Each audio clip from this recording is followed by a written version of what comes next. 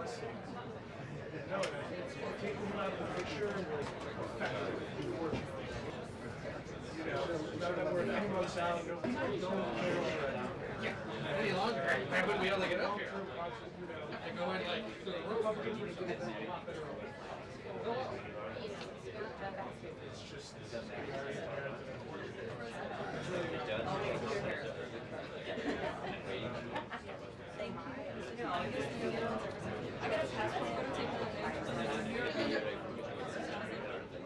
Yeah.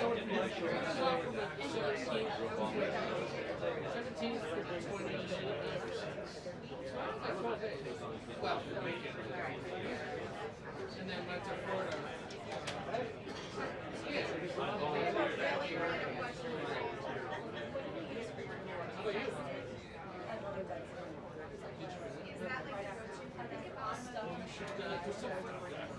Yeah.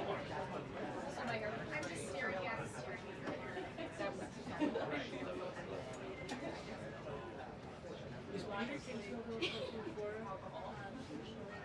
He does like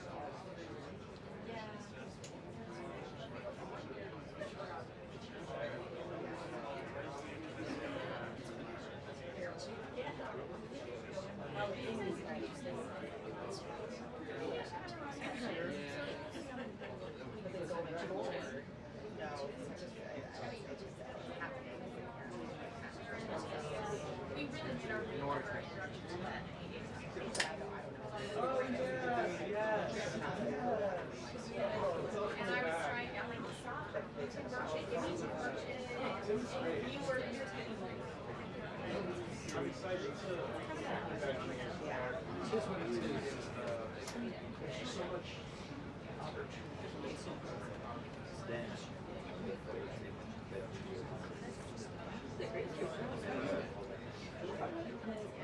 you did a little for it. I'll send you the email. Oh. Yeah. No, I saw your name. I saw your name.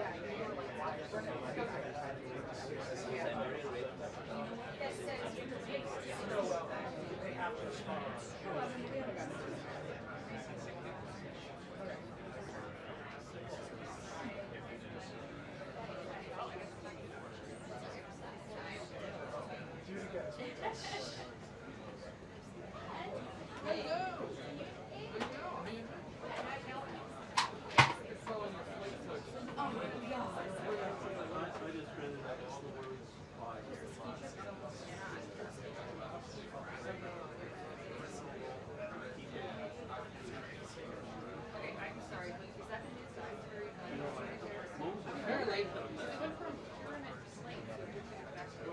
Inverted, yes.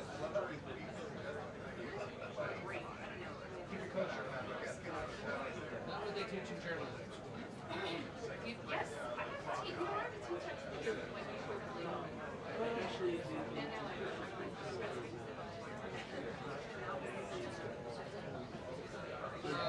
They would fall under protein. Somewhere over here.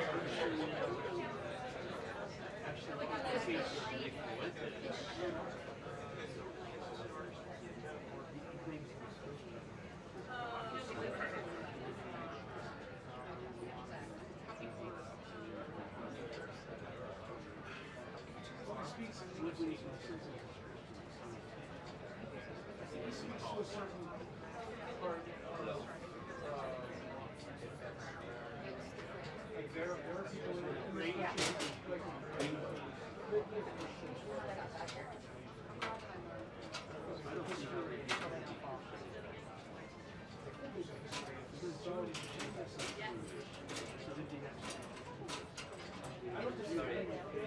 I'm just saying, like, I don't think it's uncommon throughout.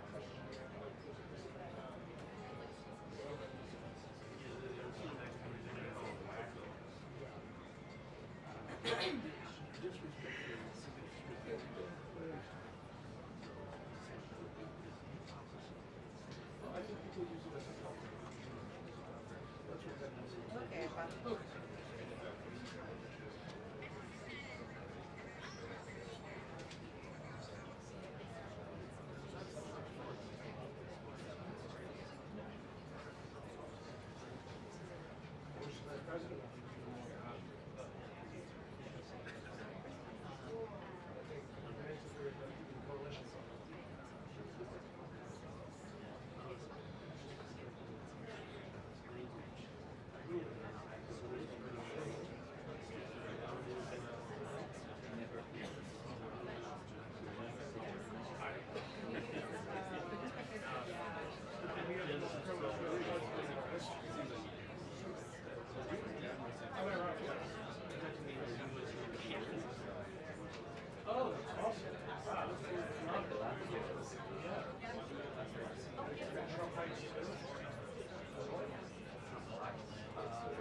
That's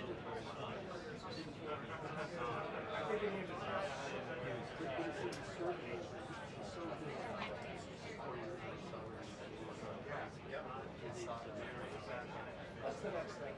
Even though they haven't been moving to discuss that settlements, there's an area with the last few years.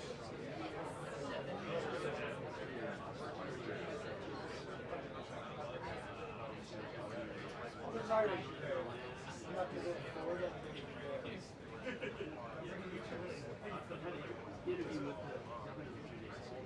Oh, yeah?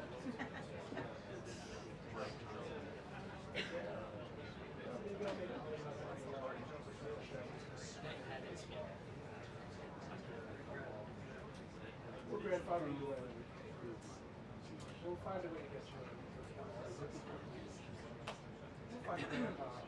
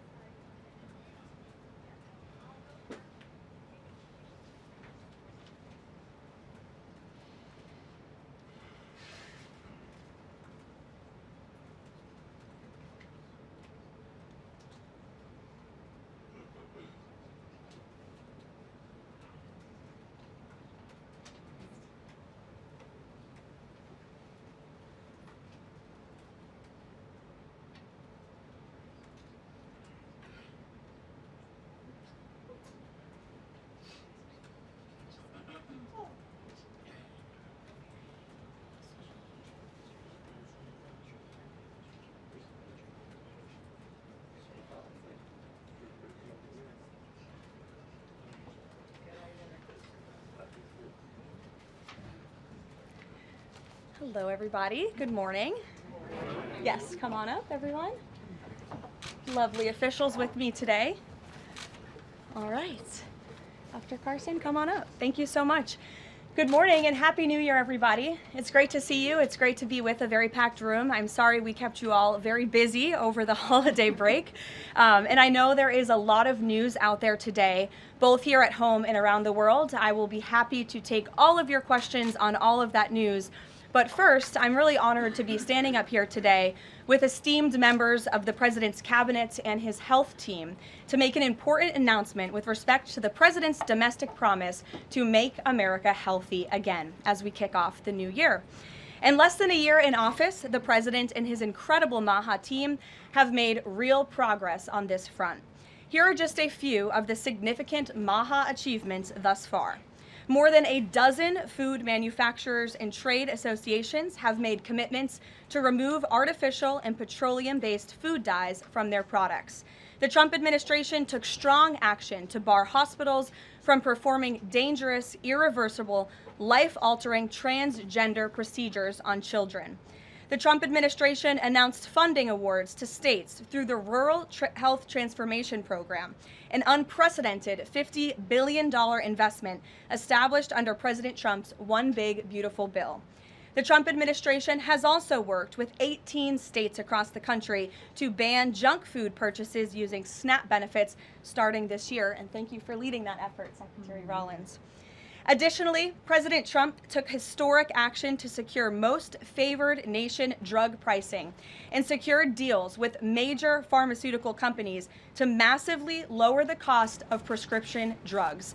And those effects are being implemented as we speak. Americans are going to continue to see the result of these incredible deals the president cut.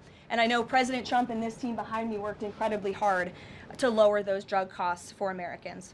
On Monday, the CDC adopted common sense updates to America's childhood vaccination schedule based solely on the gold standard of science.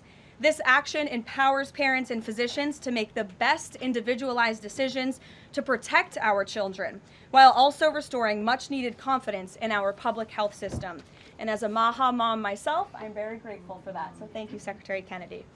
To build on this progress, the Trump administration is now updating federal nutrition standards and guidelines to ensure that Americans have the most accurate, data-driven information supported by science and hard facts, not special interests or partisan ideology.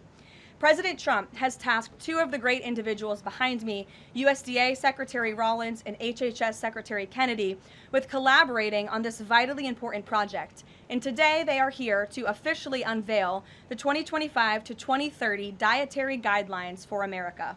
These new guidelines are informed by the best and most reliable research on health and nutrition, particularly as it relates to the role of our diets and the prevalence of chronic disease in the country. They are also These guidelines are easy to read and understand, so every American, young and old, can access this information that literally has the power to change lives. But these are not just an updated guideline. These are the foundation to all federal food programs in our country.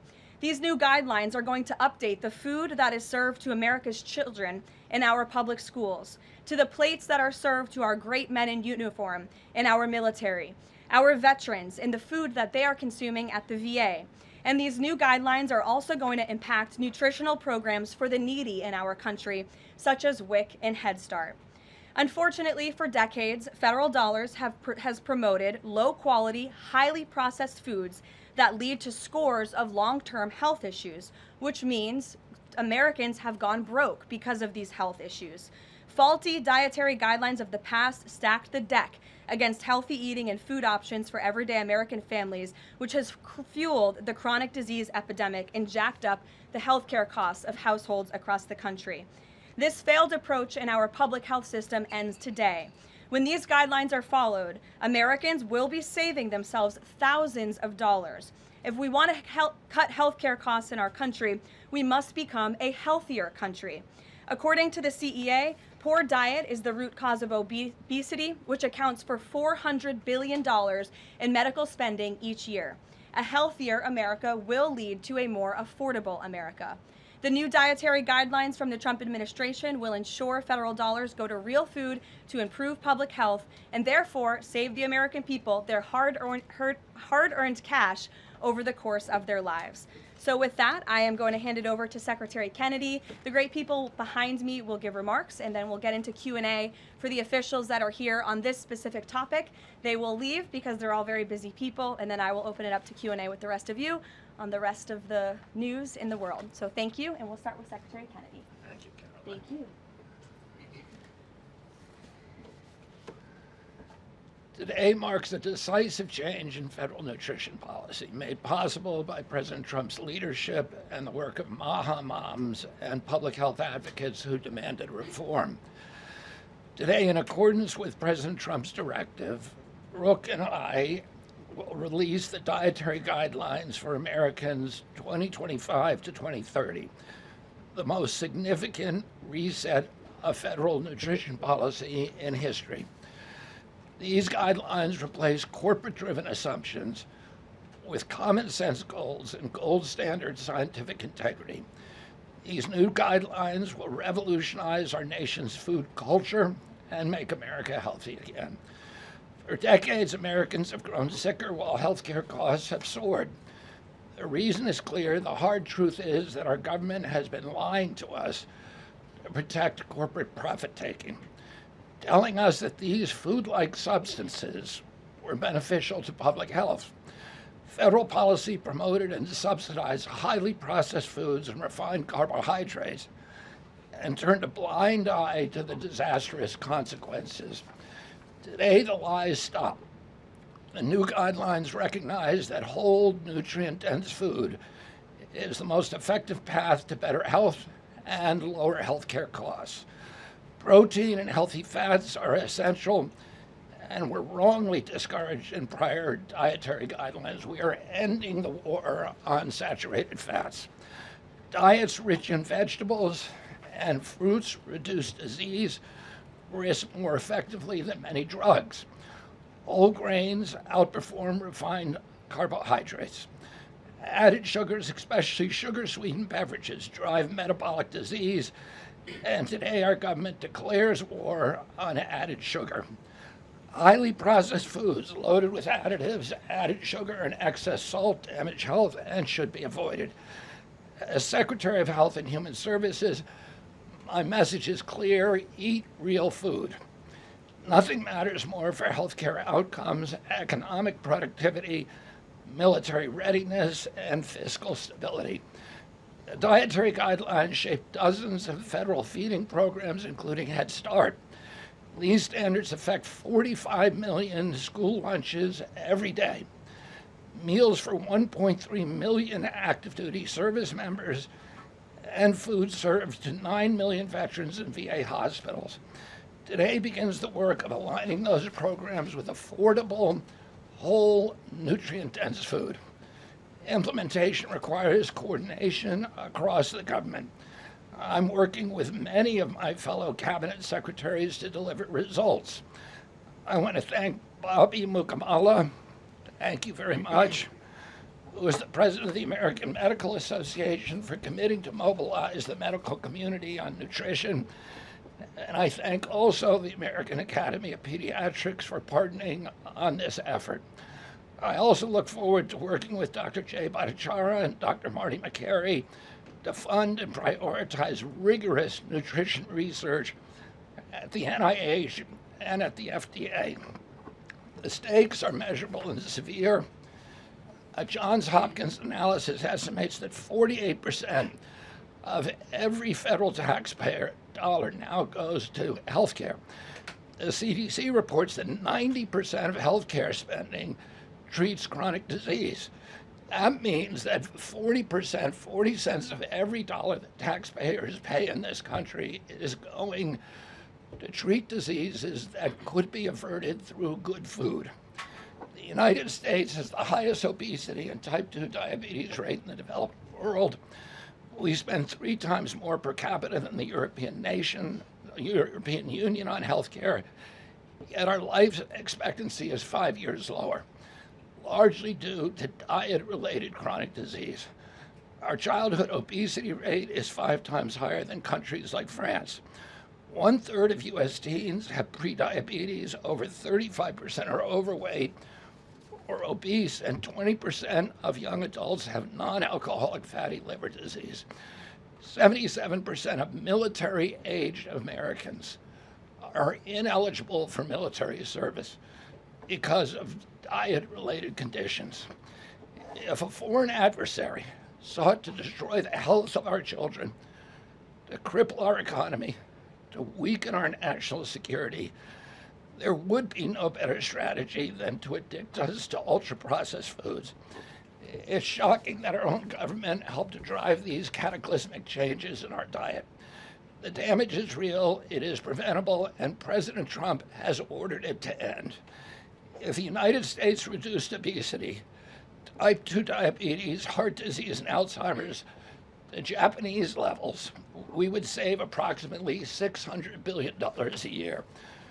About 50% of Medicare's projected long-term deficit, or $5,000 per family annually. Current policy worsens the problem. 42 million Americans rely on SNAP, where common purchases include sugary drinks, candy, and chips. 78% of SNAP recipients are enrolled in Medicaid, and 90% of Medicaid spending goes to chronic disease. These incentives raise healthcare costs and undermine health. This must change. A new framework centers on protein and healthy fats, vegetables, fruits, and whole grains. And you can see the food pyramid here.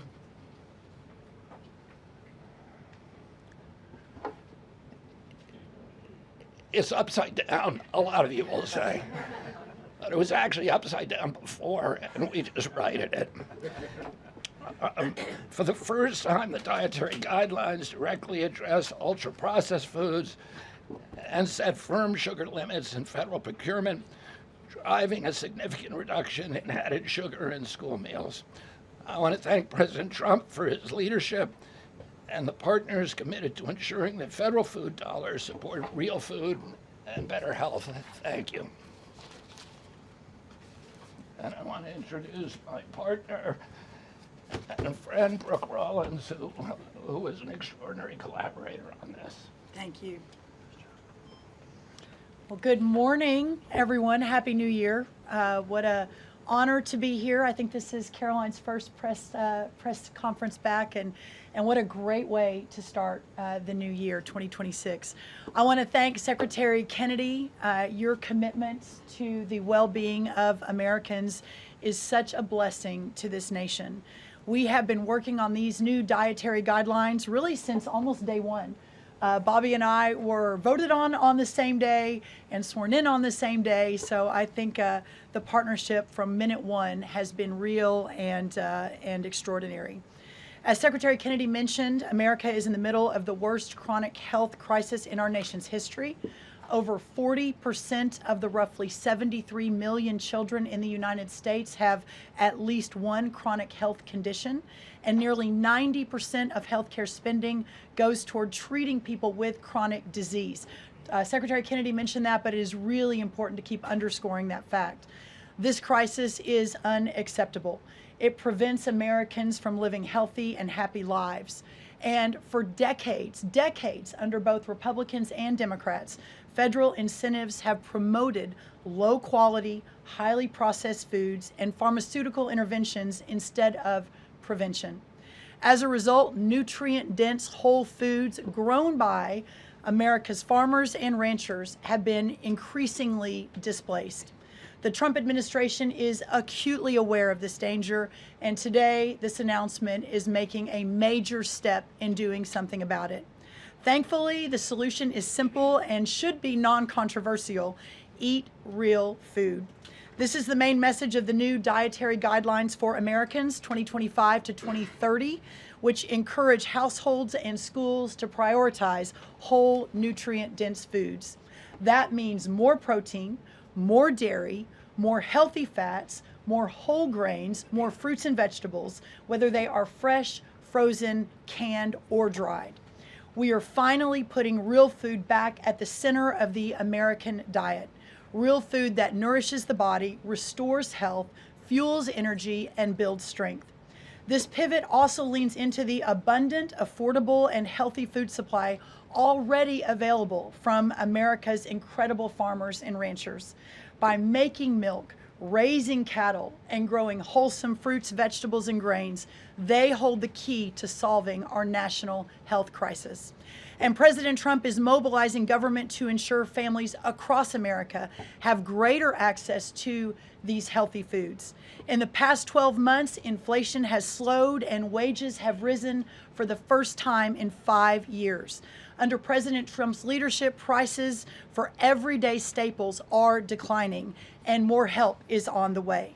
Recent data show that fruits, vegetables, dairy, and proteins, including eggs, pork, and ground beef, are becoming even more affordable every day for our American people.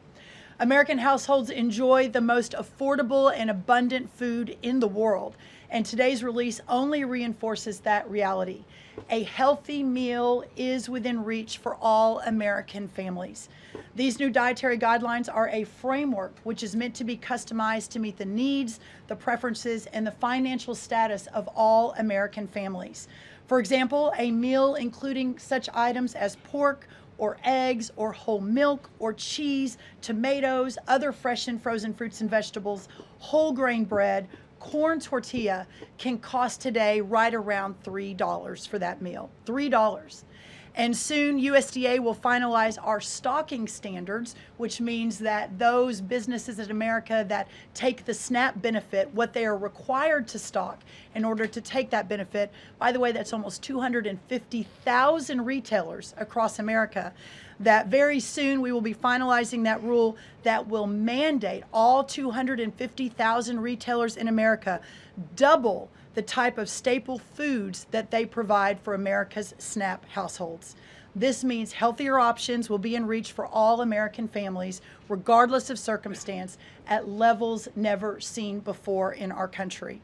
These dietary guidelines are foundational to so many USDA programs, and their introduction marks the first step in connecting America's schools and dinner plates to the best of American agriculture. Make no mistake, under President Trump's leadership, we are restoring common sense, we are restoring scientific integrity, and we are restoring accountability to federal food and health policy. The new guidelines are all about putting the well-being of Americans first, exactly where it should have been all along. This is the foundation that will make America healthy again, not just for those of us alive today, but for our children and our children's children and those coming behind. I want to end by saying God bless American families, God bless the American farmer and rancher, and God bless America. What an honor now to introduce another great partner in this incredible work, and that is Dr. Mehmet Oz. Thank you. Congratulations to Secretary Rollins, Secretary Kennedy, and do want to express my appreciation for what the President has done overall to increase the affordability of health care. The biggest accomplishment perhaps for the health system ability to drop down prices last year was the most favored nation drug pricing that Karoline mentioned. These are incredibly effective at reducing the costs, for example, of what the President calls the fat shot, the Ozempic, GLP-1s category of medications. We dropped them dramatically.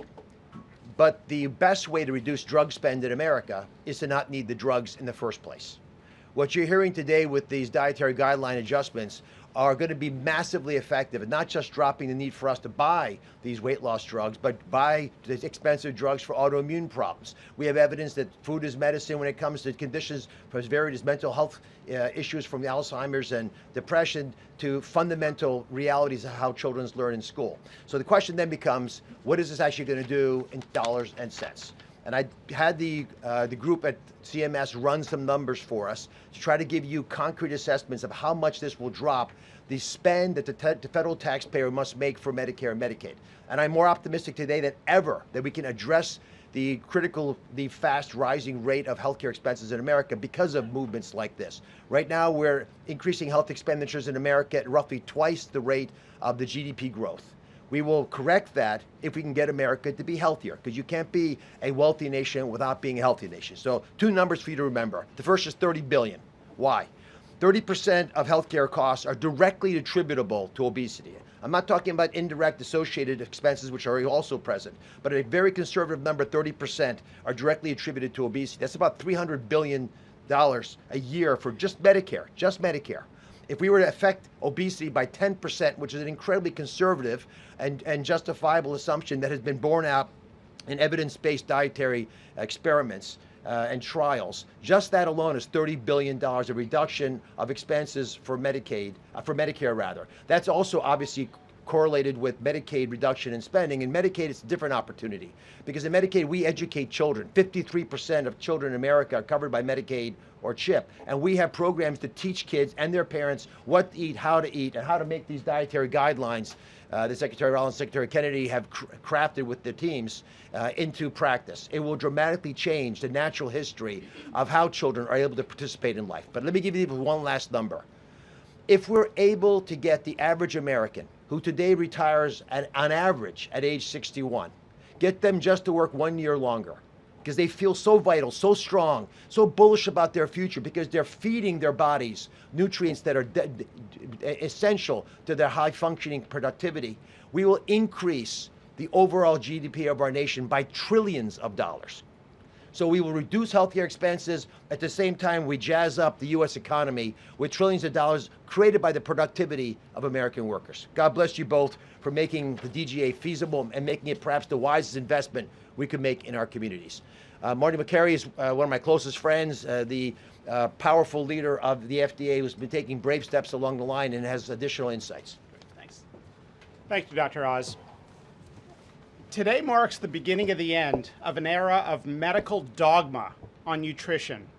For decades, we've been fed a corrupt food pyramid that has had a myopic focus on demonizing natural, healthy, saturated fats, telling you not to eat eggs and steak, and ignoring a giant blind spot: refined carbohydrates, added sugars, ultra-processed food. This study in JAMA now shows that 60% to 70% of kids are getting their calories from ultra-processed foods.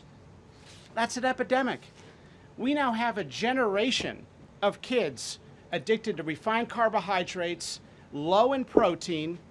They are literally nitrogen negative because we've used old flawed studies that used urine nitrogen to estimate body protein metabolism, and they missed the mark. The old guidelines had such a low protein recommendation that we are increasing that by 50 to 100%. Kids need protein.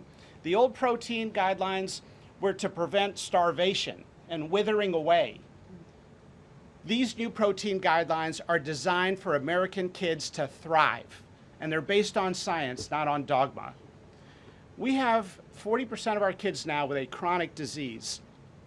It is not their fault. This is something that is the result of bad advice from the government and a medical establishment that for decades peddled research from a flawed 1960s model. Today, we are setting the record straight. This is not a willpower problem of our nation's kids. This is something adults have done to kids, and we're going to fix it. And so, as Dr. Oz said, the best way to lower drug prices is for people to stop taking drugs they don't need. We are going to finally address the root causes of our broken healthcare system: insulin resistance and general body inflammation, advanced by the protein-poor, micronutrient-poor, ultra-processed, refined carbohydrate diet that kids are addicted to today. And so, on behalf of the Food and Drug Administration, we are proud to be a part of this. We are grateful to be contributing to this work. Thank you, Secretary Rollins. Thank you, Kyle Diamantis, the best deputy commissioner for food at the FDA the agency has ever had. This is a historic day in America. Thank you, Karoline. Thank you so much. Thank you. I hope everyone's inspired to go eat a salad for lunch after this briefing. If anybody has questions on this topic, we will take a few and then we'll get into the topic. We'll start with our new media seat. If you have a question on this topic today, Jamie Franklin, she comes from the Conservator. Why don't you kick us off? Yeah, first of all, Karoline, congratulations on your pregnancy. We're so excited for you.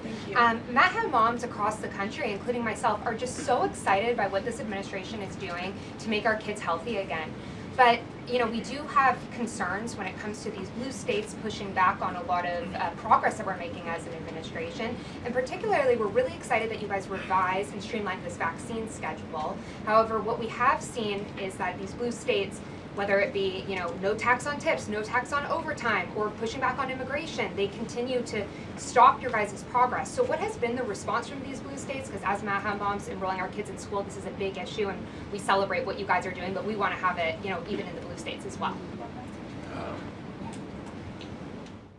I mean, my hope is that we only released these earlier, 2 days earlier.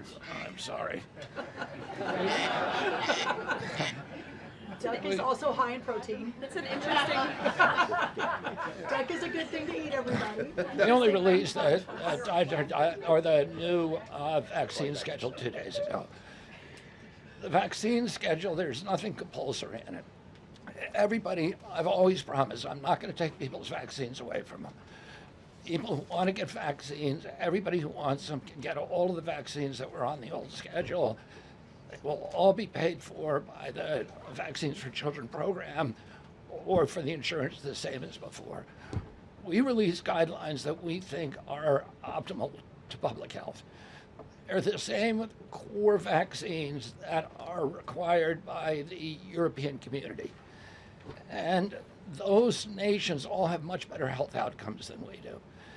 And they're based on their best science and also on their conviction that when you put too many vaccines on the program, it actually reduces compliance. It reduces uptake. And so we want to maximize the uptake of vaccines by making sure that Americans know we are making recommendations that are science-based, that are common sense, that are grounded in science. And right now, that's the best science that we have. And again, there's 3 categories of vaccine. One is the core schedule, which resembles the European countries. The second is for people who have vulnerabilities, for high risk, and that doesn't change at all. And then the third is shared decision making, which any vaccine that was on the old schedule, you can continue to get.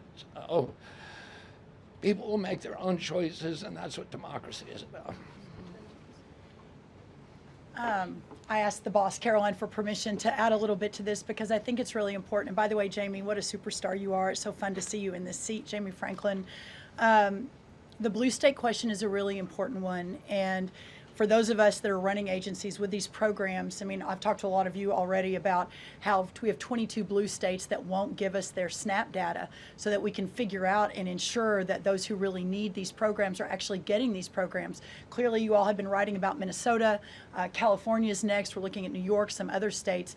The amount of fraud in all of these programs is absolutely stunning. And the challenge is, I mean, from Medicaid, et cetera, I know, Dr. Oz, you've talked a lot about that. This is a significant problem. And I think who's really harmed in all of this conversation and when these blue states aren't partnering with us to try to do this right is we say blue states and red states, but in those states, there are all kinds of our citizenry and that aren't all Democrat or aren't all Republican. We had a poll that just came out that had about 85% of all Americans believe that states should turn their data over on SNAP so that we can figure out where the fraud is and ensure these programs are going where they need to go.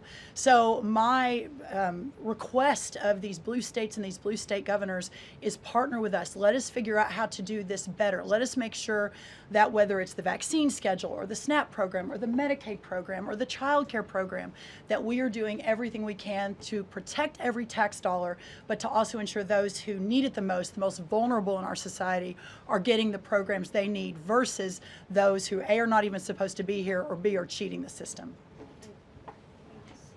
Jeff. Thanks, Caroline. One of the changes that was made had to do with alcohol. Secretary Kennedy or Dr. Oz, could you explain the science behind the new language on not saying 2 drinks for men and 1 drink for a woman every day would be healthy, and whether or not the industry had an impact on the language of moderation versus just saying alcohol is not healthy and you shouldn't drink it? So alcohol is a social lubricant that brings people together. In the best case scenario, I don't think you should drink alcohol, but it does allow people an excuse to bond and socialize, and there's probably nothing healthier than having a good time with friends in a safe way. If you look at the blue zones, for example, around the world where people live the longest, alcohol is sometimes part of their diet. Again, small amounts, taken very judiciously and usually in a celebratory fashion. So there is alcohol on these dietary guidelines, but the implication is don't have it for breakfast. Right? This should be something done a small amount with hopefully some kind of an event that might have alcohol added. But the general move away from 2 glasses of men, 1 glass of women, there was never really good data to support that quantity of alcohol consumption. That data was probably primarily confused with broader data about social connectiveness. Take a couple more. John? Thanks a lot, Karoline. Secretary Rollins, I'm curious about with these guidelines. They're not mandates, they're guidelines. What are the practical effects of these guidelines on public schools all across the country? Well, today begins thank you, John. It's good to see you. Today begins the first day now in a recalibration of the rules, whether it's school lunches, whether it's the SNAP program, whether it's as veterans were mentioned, our prison system, that now we begin the process of implementing and redrafting the rules to reflect what this new dietary guidelines for Americans actually is doing to our food system. So there is a lot of work to do. Nothing changes overnight, but as I think we've proven, this administration moves very, very quickly on all fronts, 7 days a week, 365 days a year, and so you'll begin to see some real changes coming very soon. As everyone is aware, for many of our most vulnerable in the margins in our communities, the school lunch is often the best place for our children to get the healthiest meal.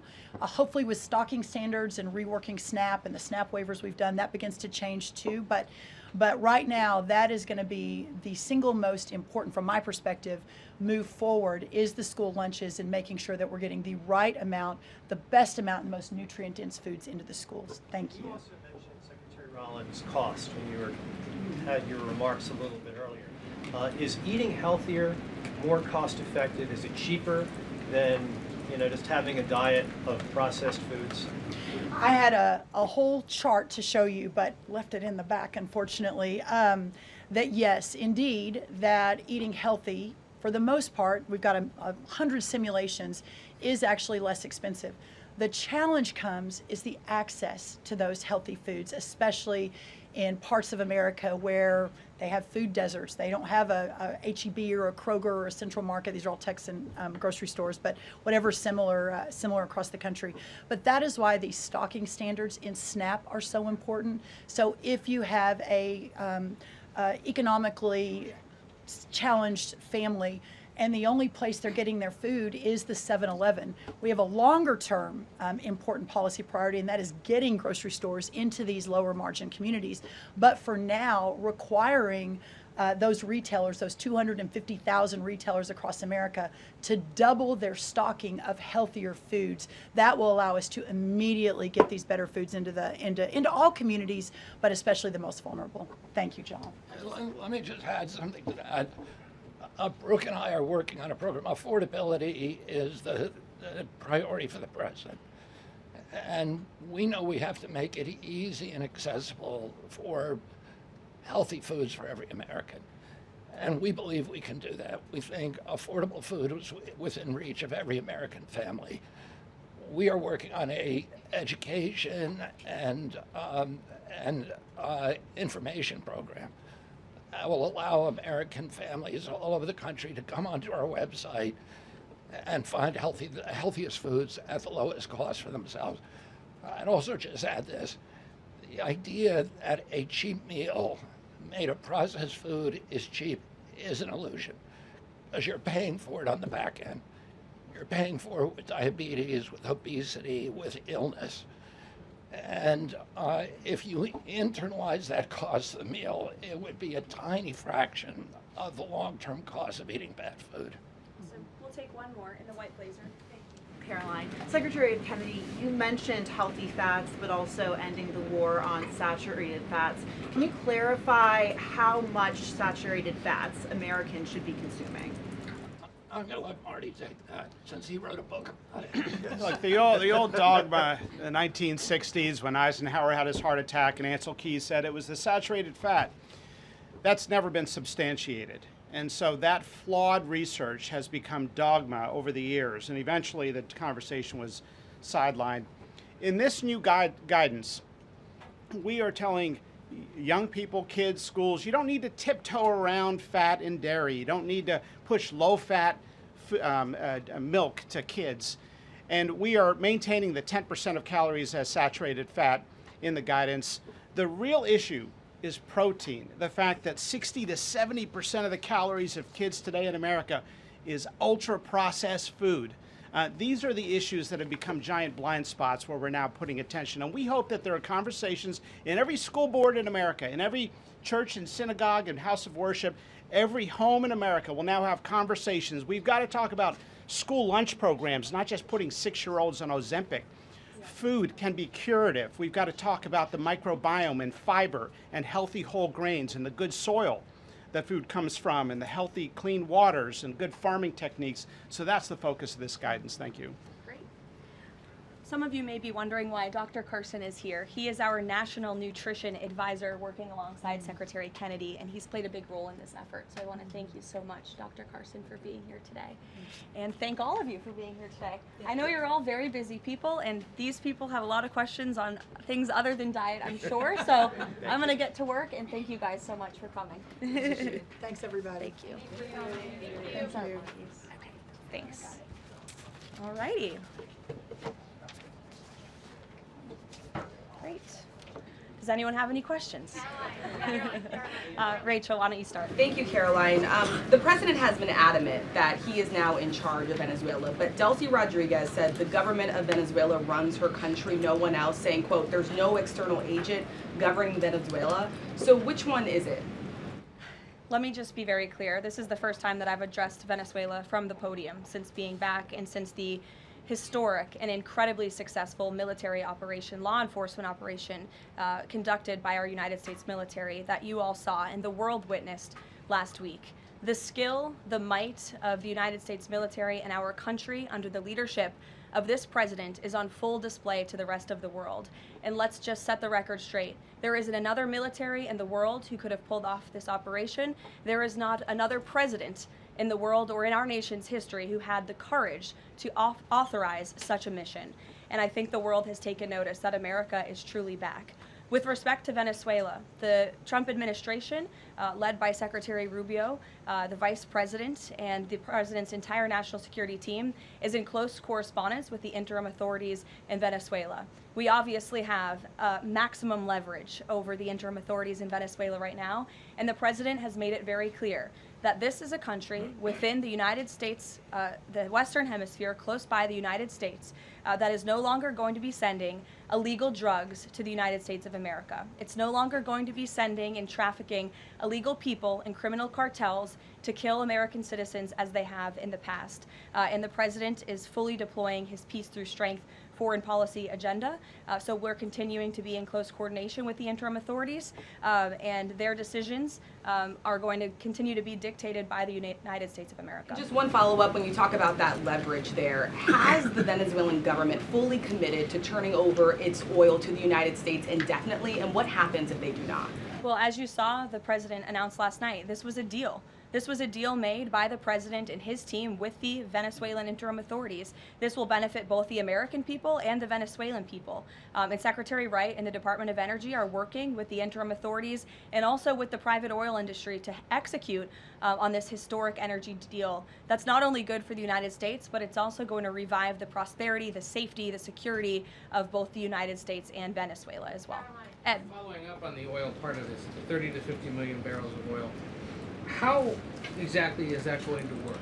You're getting it out of Venezuela into the United States?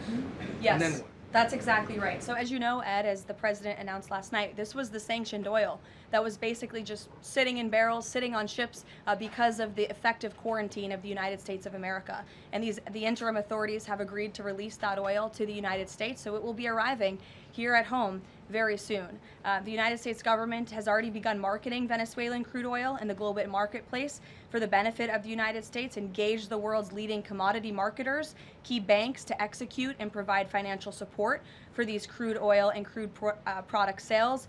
All proceeds from the sale of Venezuelan crude oil and products will first settle in U.S.-controlled accounts at globally recognized banks to guarantee the legitimacy and integrity of the ultimate distribution of proceeds, and those funds will be dispersed for the benefit of the American people and the Venezuelan people at the discretion of the United States government. It sounds like it requires a lot of private sector engagement and agreement And from the oil industry and the banking industry. That's Do you right. have that yet? There's a lot of private sector engagement that's happening right now. As you know, Secretary Wright, our energy secretary who's heading up this big project, is in Florida today meeting with some of these oil executives. And as we confirmed earlier, they will also be at the White House later this week. So they are absolutely eager to invest. They're eager about these opportunities. And Secretary Wright is a very knowledgeable guy when it comes to oil and energy, and he's the perfect man for the job. Another corner of the world Sure. there, real quick on Go ahead. Iran. Go ahead. So just to follow up on the oil, 30 to 50 million barrels is an initial tranche, if you will, and then what happens after that? What I won't get ahead of the plans that the president and his team are currently speaking with the interim authorities about, but rest assured, there is a long-term plan here. Secretary Rubio and the entire team are working diligently on it, and this is just sort of the first action that you all are seeing. Ed. Thanks, Caroline. So in order to get these oil companies to invest billions in Venezuela, how will the U.S. reassure that their workers will be safe in Venezuela? Could there be troops involved? At this point in time, as you know, there are no troops on the ground in Venezuela. The president, of course, reserves the right to use the United States military if necessary. It's not something he wants to do. Diplomacy is always the first option, as you saw. He tried that with Nicolas Maduro, but unfortunately, he was an illegitimate dictator and an unserious person. And so President Trump authorized this law enforcement operation, and now Nicolas Maduro is sitting in a prison cell in New York. So certainly the president is going to do what's in the best interests of the American people, and that includes workers from our energy and oil industry as well. With that meeting tomorrow, what is the message the president is going to give to the oil executives, and what does he want to hear? Well, the meeting is on Friday, and it's just a meeting to discuss, obviously, the immense opportunity that is before these oil companies right now. Stephen. Caroline, and congratulations again. Thank you. The New Yorker had a story yesterday on the vice president, and it questioned his, quote, notable absence on Venezuela. And the sub-headline asked, was the vice president's exclusion from the operation in Venezuela an expression of his anti-interventionist ideology or political calculation? Would you be able to discuss the vice president's role in Venezuela policy? I did see that report in the New Yorker, and quite frankly, I laughed out loud because it's very clear it's a fake report that's trying to sow distrust and division amongst the president and his team. Let me just be very clear. The vice president has been involved in all policy. He is the right-hand man of the president on all policy matters, including Venezuela policy. He was, of course, read in and deeply involved in this operation from the very beginning. And he was present on the night of the operation via secure communication at a different location as to not damage the operational secrecy of this mission that was so incredibly important to ensure that this mission could be carried out successfully without endangering our troops. Sure. The U.S. seized a tanker recently. Russia specifically asked the United States not to seize that tanker. Does this action risk a larger conflict with Russia? I believe you're referring to the Bella 1 tanker that was seized this morning. The Department of Justice and the Department of Homeland Security, in coordination with the Department of War, did announce that seizure this morning for violations of U.S. sanctions. I've spoken about the enforcement of our sanctions policy at the podium prior to the new year, and this administration is going to fully enforce the sanction policy of the United States. The vessel this morning was seized in the North Atlantic pursuant to a warrant issued by a U.S. federal court after being tracked, and this was a Venezuelan shadow fleet vessel that has transported sanctioned oil, and the United States of America, under this president, is not going to tolerate that. I would also just add the vessel had a judicial seizure order, and the crew, so that means the crew is now subject to prosecution for any applicable violation of federal law, and they will be brought to the United States for such prosecution if necessary. Kelly. Karoline, Happy New Year to you. Thank you. You I'd too. like to talk to you about a couple of things real quickly. The first question about the Venezuelan people. As you know, there's some 8 million Venezuelans here, some of them celebrating in the streets. There are Venezuelans on the ground who are concerned about their safety. What does the Trump administration, what is it doing to actually help people in Venezuela understand that they will be secure throughout this transition? I think the fact that this president actually followed through on the long-held promise of the United States of America, the bipartisan promise to take down the illegitimate Maduro regime, should give assurance to the Venezuelan people and also Venezuelan Americans who fled this communist regime for a better life here at home, that this is a president who is serious about taking down illegitimate regimes and who is also serious about securing the security of the United States of America, including the Venezuelan American people. And I would just add that this is something that not just Republicans and President Trump have talked about for a very long time, but it is also something that Democrats have advocated for. In 2020, Chuck Schumer said that that at the time, President Trump had not brought an end to the Maduro regime. The Maduro regime is more powerful today and more entrenched today than it was when the president began. Now you hear Chuck Schumer out there saying this is reckless. The American people and the Venezuelan people should be in fear. But this is something that Chuck Schumer has long advocated for. Senator Chris Van Hollen, same thing, had said that the United States is going to use its leverage and influence to push for negotiations to transition to the truly elected leader. This was under President Biden. We know Maduro and his cronies don't want to go quietly into the night. The U.S. needs to work to ratchet up the pressure. Now, Senator Holland says it's an illegal act of war to get rid of Nicolas Maduro. So the hypocrisy is really astounding here, and thank you for giving me an opportunity to point it out, Kayla. Sorry, go ahead. Yes. So there are reports that the administration is demanding that Venezuela cut ties with China, Russia, Iran, and Cuba. Can you confirm? I'm sorry? Reports that the administration has essentially demanded that Venezuela cut ties with China, Russia, Iran, and Cuba. Can you confirm that? Well, those alleged demands were made in a classified briefing by Secretary Rubio, and I know that there's a lot of leaks coming out of these classified briefings, so I'm not going to confirm or deny or get into what the Secretary has said in classified settings to members of Congress. But I think that the administration has made it quite clear to the interim authorities in Venezuela that this is the Western Hemisphere, and American dominance is going to continue under this president. If I could just ask, there have also been reports that the U.S. could potentially buy Greenland as one potential option on the table.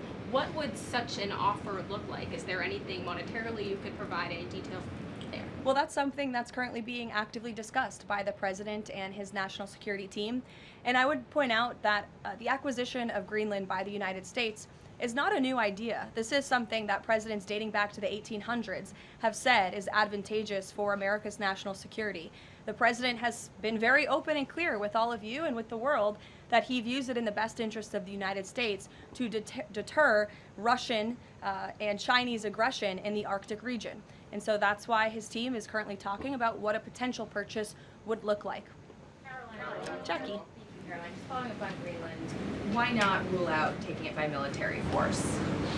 I know that past presidents and past leaders have often ruled things out. They've often been very open about ruling things in and basically broadcasting their foreign policy strategy to the rest of the world, not just to our allies, but most egregiously to our adversaries. That's not something this president does. All options are always on the table for President Trump as he examines what's in the best interests of the United States. But I will just say that the president's first option always has been diplomacy. Again, look at Venezuela. He tried ardently to strike a good deal with Nicolas Maduro, and he told him, I will use the United States military and you will not like it if you don't take such a deal. And look at what happened. With respect to Iran, the president said the same thing, right? He tried to have serious interest in a deal with the Iranian regime with respect to their nuclear capabilities. They were not interested, and so Operation Midnight Hammer happened, which was another remarkable military success under the leadership of this commander-in-chief. So the president keeps his options open, but diplomacy is always the first. Quickly, just one additional follow-up on that. Does the president recognize Denmark's ownership as part of the kingdom? Because there have been some Republican senators questioning, the claim that Denmark has to Greenland. Is the president in that camp with them, questioning the legality of I have not heard him question it personally, but you're welcome to ask him yourself next time you have the chance. Sanctions are being lifted for Venezuela. We got to lift some sanctions to let the oil come in. Can you talk about that just very briefly? Yes, so the U.S. is selectively rolling back sanctions to enable the transport and the sale of Venezuelan crude and oil products to the global markets, yes. Annie. Thank you. There are some reports from Venezuela that the country's leaders are cracking down on the population, specifically suppressing public expression of support for Maduro's ouster. Is that kind of behavior consistent with what the president wants to see, how the president wants to see the leaders take on the population? It would not be consistent, and I'll let the president's national security team speak further on that. I know they are well aware and tracking. Kelly. Two questions. One, on the seized vessels, the Bella, the Sophia, can you tell us where they're headed, what happens to any existing cargo, and you reference personnel but potentially facing prosecution? That's one thing I'd like to follow on. And then on the Bella. Yes, okay. And on Annie's question, if I could also ask, does the administration believe that the interim regime should release all political dissidents and prisoners and return detained Americans? That's not a question that I've personally spoken about to the president with, so I will let him answer that question. I don't want to make new policy at this podium today with respect to Venezuela. With respect to the two ships that you mentioned, I spoke with you about the Bella 1. There was another vessel this morning, the Sophia, that in coordination with the Department of War, the Department of Homeland Security apprehended it. This is a stateless, sanctioned, dark fleet motor tanker, and this occurred without incident. This vessel was operating in international waters and conducting illicit activities in the Caribbean Sea. The U.S. Coast Guard is escorting the Sophia to the United States for final disposition. To answer your question, Kelly, directly, this was through Operation Southern Spear. The Department of War is unwavering in its mission to crush illicit activity in the Western Hemisphere. And as the President has repeatedly stated, we're going to defend our homeland and restore security and strength across the Americas. Dasha, go. Caroline, thank you and Happy New Year. Thanks, you too. Two questions, one on Venezuela, one on Greenland. You've repeatedly at the podium called the current leadership in Venezuela interim leadership. There are Republicans and Democrats alike that say they want to see elections in Venezuela. The president had said it's too soon to do that right now, but is there a timeline for elections in Venezuela? Is he committed to seeing that this year, for example? You just said the president has answered that question, so I will reiterate what the president has said a few times now to all of you, which is that it's too premature and too early to dictate a timetable for elections in Venezuela right now. Caroline, you just talked to Jackie about diplomacy first, right? The Danes have repeatedly said they are willing to collaborate on all of the concerns that the president has, whether it's more troops, mineral rights, intelligence sharing. Why does the president feel he needs to own Greenland and not and put out the threat of military action when this could be done through diplomacy? Well, who said diplomacy isn't taking place behind the scenes, Dasha? I mean, the president is interested in diplomacy. His national security team is as well. And of course, he's always willing to pick up the phone for everybody and hear out their concerns. But the president is the president of the United States of America, and he's always going to be very clear about what he views as being in our nation's best interest.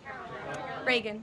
Caroline, I have a question for you on Venezuela, and then I'd love to ask you about Minnesota and Tim Walz. Sure. On Venezuela, I'm wondering, does the administration hope to start sending more Venezuelan migrants back home or have them self-deport if the situation in the country improves? As far as I'm concerned, the policies of the Trump administration and the Department of Homeland Security have not changed. All those illegally present in the country are subject to deportation. And I would just like to add, how we got here. The president was very clear on the campaign to the American public, and it's one of the many reasons they resoundingly reelected him back to this office, that he was not only going to crush foreign drug cartels, but that he was not going to stand by and watch as the illegitimate Venezuelan regime was sending illegal criminals and gang members and rapists and murderers to our country, which happened to the tune of thousands under the previous administration and president. And so there could be nothing more America first than this operation that took place last week.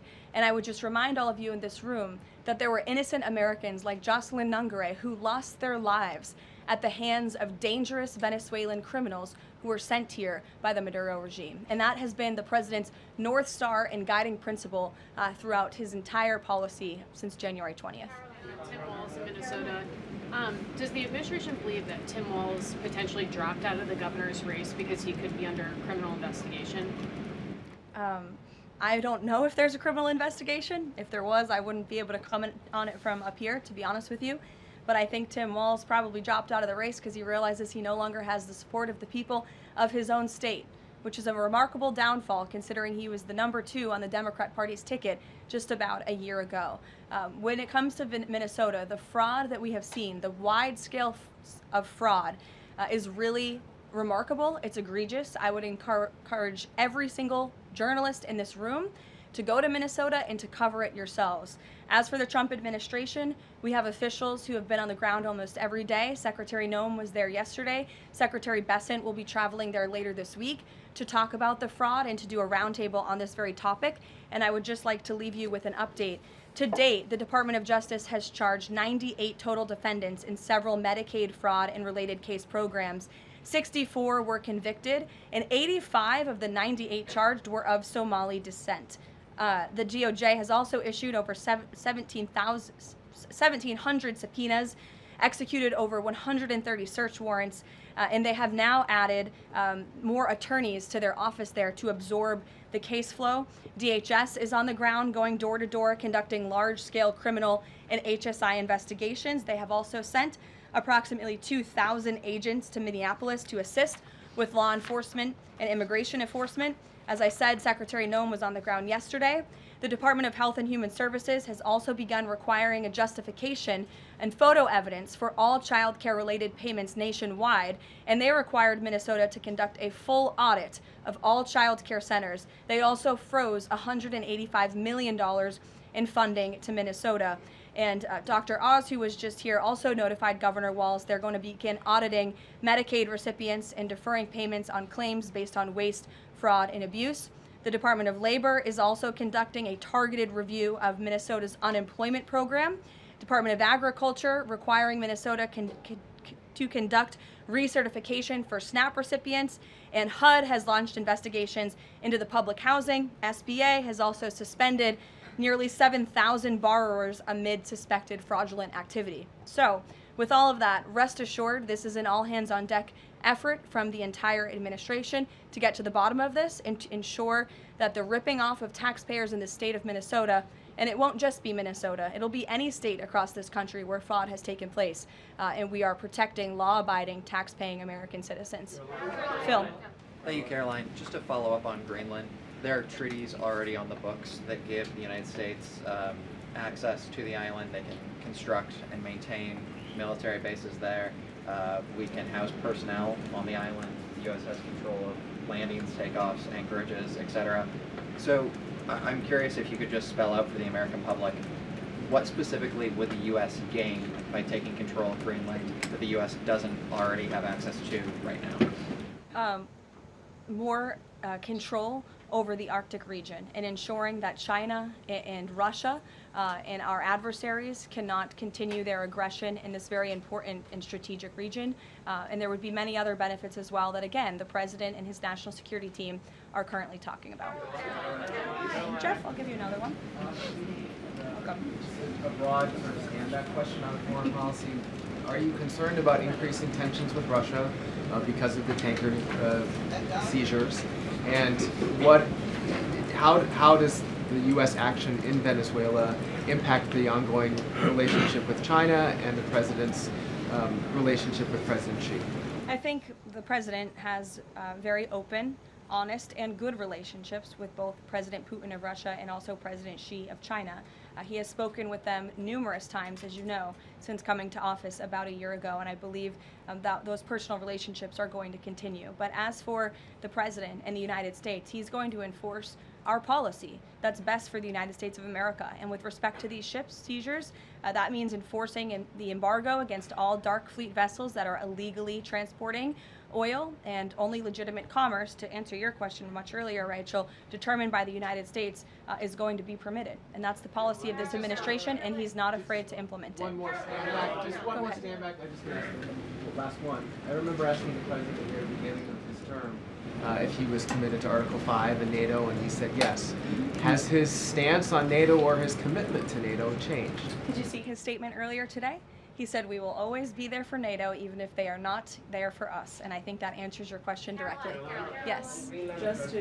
Just to follow up on what Jeff was saying there, will the president commit that if any NATO members are attacked, the United States will come to it? Again, the president addressed this directly himself this morning after seeing the coverage from all of you in this room on television, and he made it very clear we're always going to be there for NATO, even if they have not done right by the United States of America. And they have not, they have finally increased their defense spending at the request of this president, but it was only because of this president that they did that.